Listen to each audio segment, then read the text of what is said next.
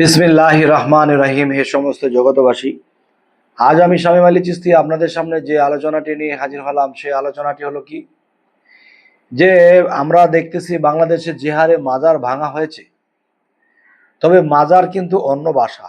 আমাদের স্বাভাবিক ভাষা কবরস্থান বলা হয়, আমাদের অন্য ভাষায় বলা হয় রওজা শরীফ। যেমন হযরত মুহাম্মদ সাল্লাল্লাহু আলাইহি সাল্লামের রওজা শরীফ ছিল, তাহলে সেটাকে মাজার বলা হয় না, রওজা শরীফ বলা হয়। তবে মাজার কথাটা বেশি বলা হয়েছে যে অন্য ভাষা থেকে বলতে বলতে মাজার শব্দটা এসে গেছে। আসলে কিন্তু এটা মাজার নয়, এটা রওজা শরীফ।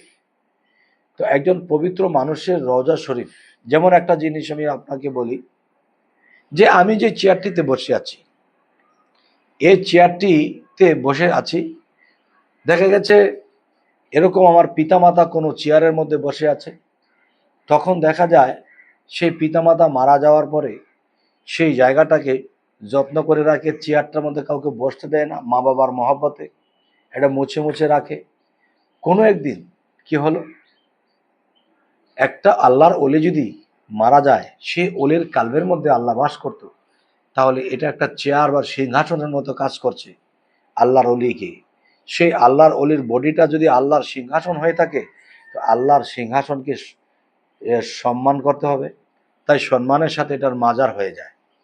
আর এখানে বসে আল্লাহর অলিকে স্মরণ করে আল্লাহর অলির উছিলা করলে আল্লাহ সেই কথা শুনে আল্লাহ সেই সাড়া দিয়ে যায়। এটাই হলো মূল বিষয়। তবে এই সম্মানী জিনিসগুলো ভাঙচুর যারা করেছে, তারা আসলে মূলত ইসলাম বোঝে না, আর বোঝাইতে গেলে বুঝবে না। তারা ঘুমন্তভাবে থাকে, অথচ কিছু বুঝে কিন্তু ঘুমন্তভাবেই তারা থাকে।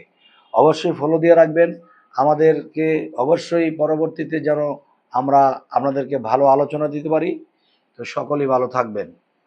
আল্লাহ হাফিজ।